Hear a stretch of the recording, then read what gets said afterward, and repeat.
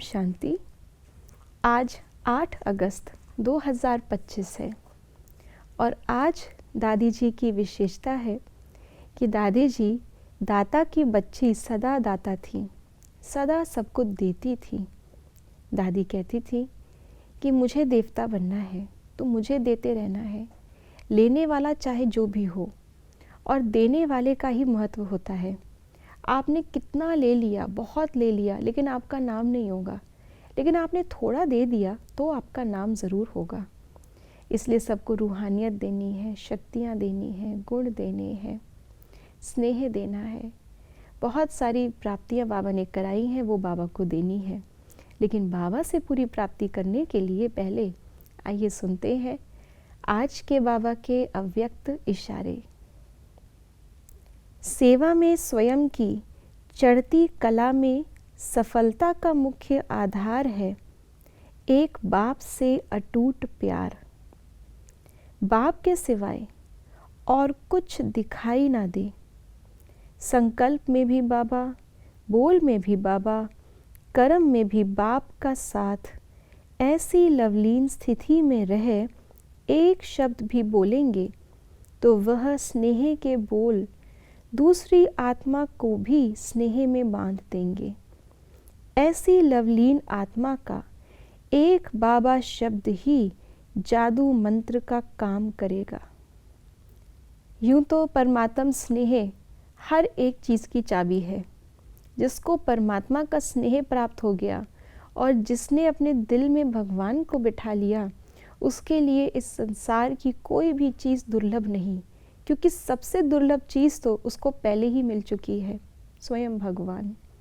लेकिन आज बाबा ने परमात्म प्रेम की प्राप्ति का एक बहुत अच्छा हमें महत्व बताया है, फ़ायदा बताया है।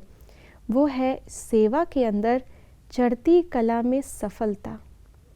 ये बहुत इम्पॉर्टेंट है। सिर्फ सेवा में सफलता नहीं, लेकिन सेवा में भी चढ़ती कला में सफलता।